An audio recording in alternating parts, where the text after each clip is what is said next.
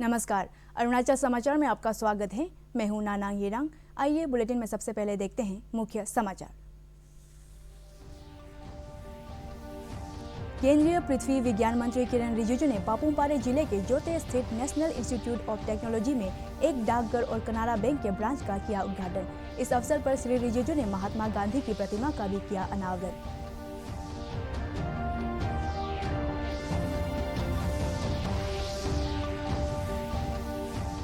उपराष्ट्रपति जगदीप धनखड़ ने उत्तराखंड के हरिद्वार जिले में गुरुकुल कांगड़ी विश्वविद्यालय में 3 दिन के वेद विज्ञान और संस्कृति महाकुंभ का किया उद्घाटन।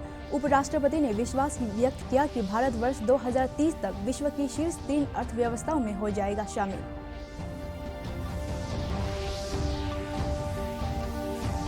केंद्रीय युवा कार्य और खेल मंत्री अनुराग सिंह ठाकुर ने बेंगलुरु में भारतीय खेल प्राधिकरण में किया चैंपियन एथलीटों को किया सम्मानित। श्री ठाकुर ने खेल प्राधिकरण में लड़कों और लड़कियों के हॉस्टल में बने एक नए ब्लॉकों तथा नए सिंथेटिक ट्रैक का भी किया उद्घाटन।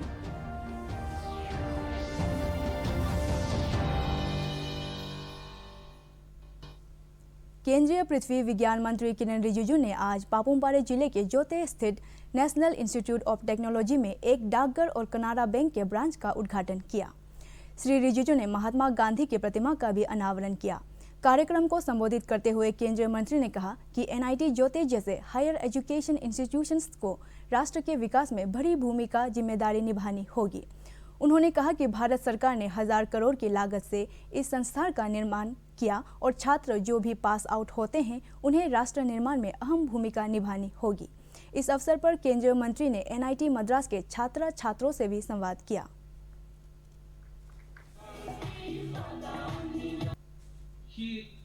काम करता है, वो कभी नहीं बोलता था आर्मी में नौकरी करता है, वो आर्मी में सर्विस करता है देश के लिए।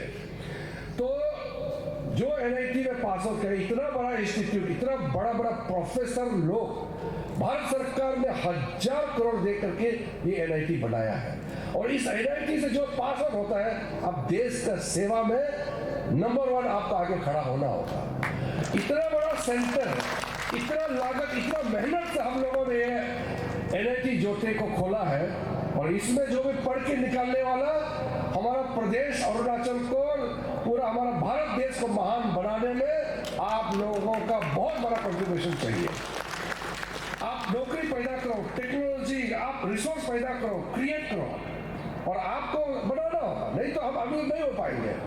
बाकी लेबर फोर्स हम लोगों के पास है, सोचने का क्षमता है, हमारे गांव वाला है, युवा है, अलग अलग क्षेत्र में सब लोग काम करते हैं।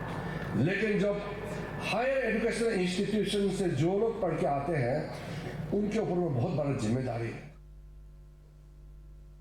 उपराष्ट्रपति जगदीप धनखड़ ने आज उत्तराखंड के हरिद्वार जिले में गुरुकुल कांगड़ी विश्वविद्यालय में 3 दिन के वेद विज्ञान और संस्कृति महाकुंभ का उद्घाटन किया।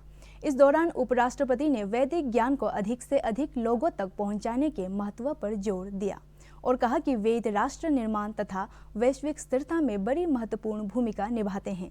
श्री धनखड़ ने वेद और विज्ञान के बीच तालमेल मजबूत करने में महाकुंभ की भूमिका का उल्लेख किया। देश की उल्लेखनीय प्रगति पर प्रसन्नता व्यक्त करते हुए श्री धनखड़ ने भारत को वैश्विक स्तर पर आर्थिक रूप से सबसे प्रगतिशील देश बताया। उन्होंने विश्वास व्यक्त किया कि भारत वर्ष 2030 तक विश्व की शीर्ष 3 अर्थव्यवस्थाओं में शामिल हो जाएगा। को सशक्त करने का महत्वपूर्ण कदम उठाया है। मैंने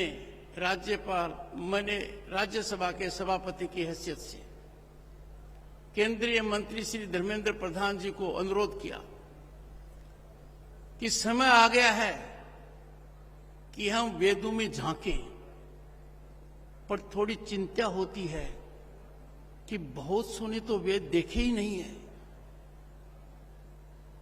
मेरा आग्रह रहेगा कि हम ज्यादा से ज्यादा लोगों को वेद से अवगत कराएं। ये हमारे राष्ट्र निर्माण के लिए और विश्व के स्थायित्व के लिए बहुत महत्वपूर्ण है। प्रधानमंत्री नरेंद्र मोदी ने विकसित भारत संकल्प यात्रा के तहत बने 1 करोड़ से अधिक आयुष्मान कार्डों पर प्रसन्नता व्यक्त की है। प्रधानमंत्री ने एक सोशल मीडिया पोस्ट में कहा कि ये उपलब्धि काफी उत्साह बढ़ाने वाली है।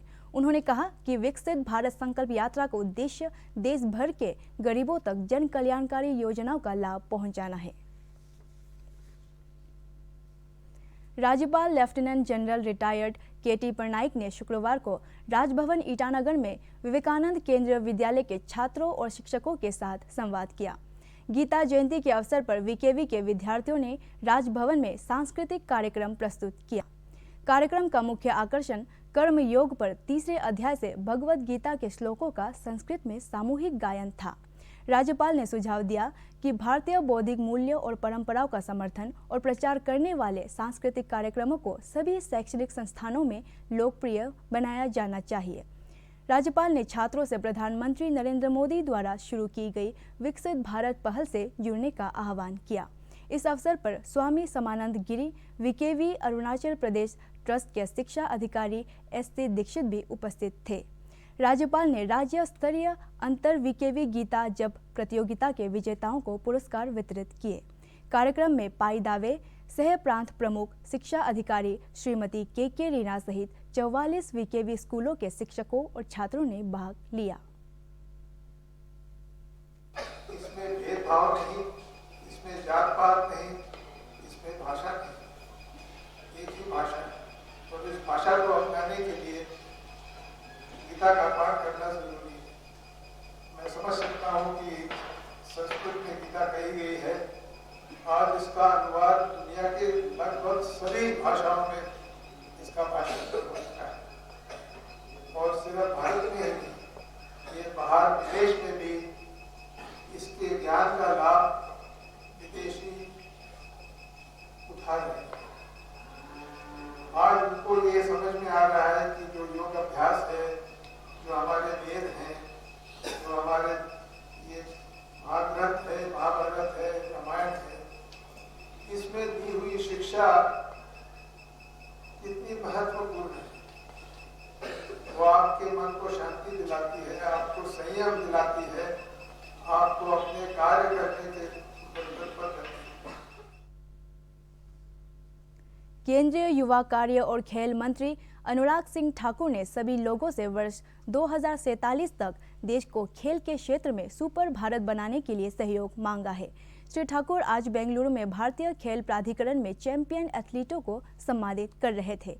खेलो इंडिया की सफलता पर जोर देते हुए उन्होंने इसे प्रधानमंत्री नरेंद्र मोदी की परिकल्पना बताया। श्री ठाकुर ने लोगों से विशेष रूप से पूर्व एथलीटों से माई भारत पोर्टल पर पंजीकरण कराने और देश के दूर दराज के क्षेत्रों के युवाओं को खेल के प्रति प्रोत्साहित करने का आह्वान किया। श्री ठाकुर ने खेल प्राधिकरण में लड़कों और लड़कियों के हॉस्टल में बने नए ब्लॉक तथा नए सिंथेटिक ट्रैक का भी उद्घाटन किया। इससे पहले उन्होंने राष्ट्रीय उत्कृष्टता केंद्र में भारतीय महिला जूनियर हॉकी टीम के सदस्यों सहित एथलीटों से बातचीत की और केंद्र में सिंथेटिक ट्रैक, जिम्नेजियम और मेस जैसी नई सुविधाओं का निरीक्षण किया। It is with immense pride and privilege and excitement that I stand before you today as we announce the continuous growth of Khelo India movement in Indian sports. Just few days back, we have successfully concluded Khelo India Para Games. This was the first edition where close to 3,000 participants, including 1,450 athletes, who are the para-athletes from various parts of the country, have participated, competed, and the amount of stories that came from the games were unbelievable.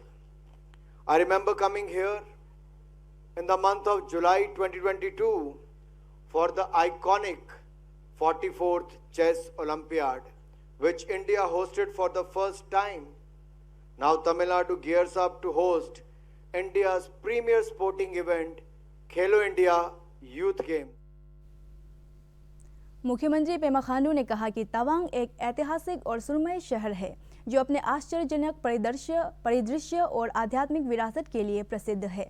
उन्होंने तवांग में आज एक hotel का उद्घाटन करते हुए कहा कि इस प्रतिष्ठित सुविधा से स्थानीय पर्यटन पर सकारात्मक प्रभाव पड़ेगा और क्षेत्र के आर्थिक विकास में योगदान देगा। मुख्यमंत्री ने एक सोशल मीडिया पोस्ट में कहा कि विवांता होटल पर्यटकों के लिए एक आनंददायक स्थान होगा, जिसे अब ऑनलाइन कमरे बुक कर सकते हैं।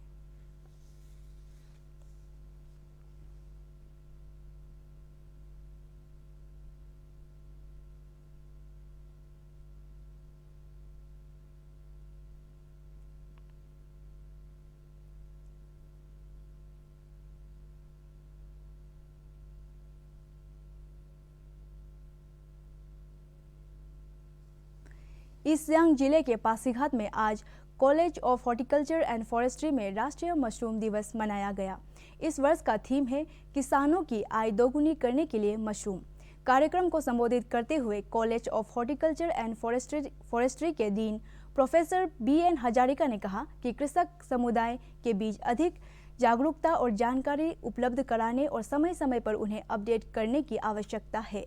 प्रोफेसर गिरीश चंद ने क्षेत्र में बटन मशरूम की स्थिति और दायरे पर भी जानकारी दी। ईस्ट सियांग जिले और असम के धेमाजी जिले से लगभग 3 किसानों, स्व सहायता समूहों, ग्रामीणों सहित युवाओं ने हिस्सा लिया।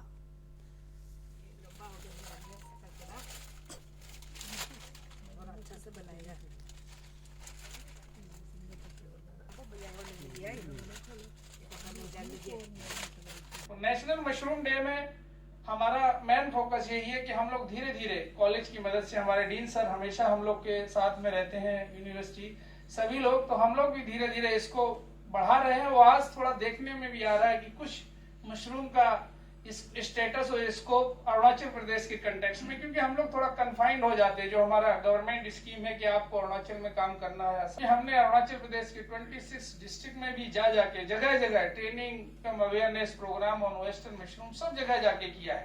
खास करके बॉर्डर एरिया में है, एस्पिरेशनल डिस्ट्रिक्ट है, सब जगह जाके एटलीस्ट सभी लोग मशरूम तो जानने ही लगे हैं। क्योंकि हमारे यहाँ क्या नॉर्थ ईस्ट के सभी स्टेट में कि हम लोग पहले क्या करते हैं कि मशरूम को जंगल से लेके आते थे और खाते थे, और कभी कभी वो जंगल का मशरूम खाने से बहुत सारे लोगों का डेथ भी हो गया। आज राष्ट्रीय किसान दिवस है। इसकी शुरुआत साल 1902 में पूर्व प्रधानमंत्री चौधरी चरण सिंह के जन्मदिन के याद के रूप में मनाया जाता है। पेश है एक रिपोर्ट। भारत में राष्ट्रीय किसान दिवस मनाने की शुरुआत हुई। यह दिवस साल 1902 में आज ही के दिन जन्मे पूर्व प्रधानमंत्री चौधरी चरण सिंह की जयंती के उपलक्ष्य में पूरे देश भर में मनाया जाता है। भारत के 5वें प्रधानमंत्री चौधरी चरण सिंह ने किसानों के जीवन और स्थितियों को बेहतर बनाने के लिए कई नीतियों की शुरुआत की। वे देश के ऐसे किसान नेता थे जिन्होंने देश की संसद में किसानों के लिए अपनी आवाज बुलंद की। आज ही के दिन कृषि के प्रति लोगों को शिक्षित करने और जागरूकता फैलाने के उद्देश्य से विभिन्न कार्यक्रमों, सेमिनार, समारोहों और प्रतियोगिताओं का आयोजन किया जाता है। राष्ट्रीय किसान दिवस के अवसर पर अरुणाचल प्रदेश के उप मुख्यमंत्री चौना मेन ने एक सोशल मीडिया पोस्ट में कहा कि हमारा देश कृषि प्रधान होने के कारण किसान एक महत्वपूर्ण भूमिका निभाते हैं। उन्होंने कहा कि अब समय आ गया है कि हम अपने किसानों और कृषि तकनीकों को अधिक महत्व दें, क्योंकि इस क्षेत्र के विकास से आर्थिक स्थिरता आएगी। Arunachal Pradesh football association APFA ने पहली बार YouTube प्लेटफॉर्म के जरिए खेलों का लाइव डिजिटल प्रसारण शुरू करने जा रहे हैं। KPS स्टूडियो प्रसारण संबंधित उत्पादन प्रदान करेगा।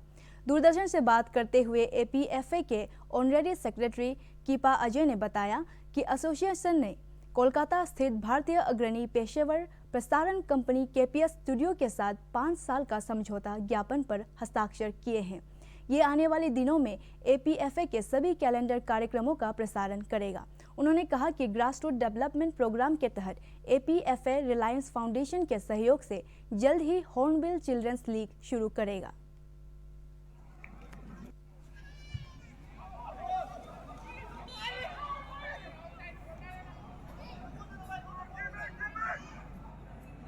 आज अरुणाचल प्रदेश फुटबॉल एसोसिएशन के लिए भी एक हिस्टोरिक डे है। प्रोफेशनल वे में टेलीविज़न जो YouTube channel Arunachal Pradesh football association का वहाँ अभी शुरुआत किया, और आने वाला दिन में और भी अच्छा ये टूर्नामेंट्स को ये लोग टेलीकास्ट करेगा। हम उसके साथ 5 साल का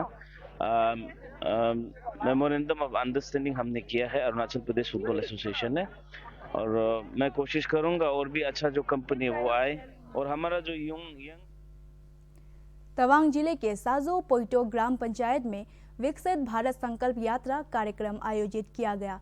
इस अवसर पर लुमला विधायक सेरिंग लामू ने कहा कि पिछले 15 नवंबर से शुरू की गई विकसित भारत संकल्प यात्रा तवांग और जंग सब डिवीजनों में सफलतापूर्वक आयोजित की गई।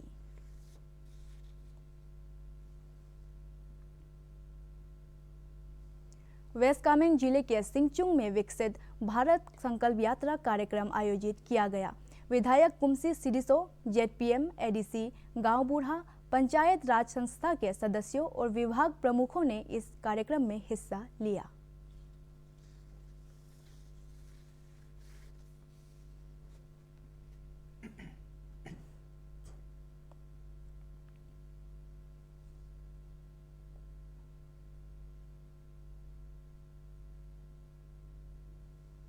अरुणाचल समाचार के आज के अंक में इतना ही। हम कल फिर हाजिर होंगे अरुणाचल और देश दुनिया के खबरों के साथ। चलते चलते आपको बता दें कि आप अरुणाचल समाचार हमारे YouTube channel DD news Arunachal पर हर शाम 6:30 पर लाइव देख सकते हैं। देखते रहिए अरुण प्रभा। नमस्कार।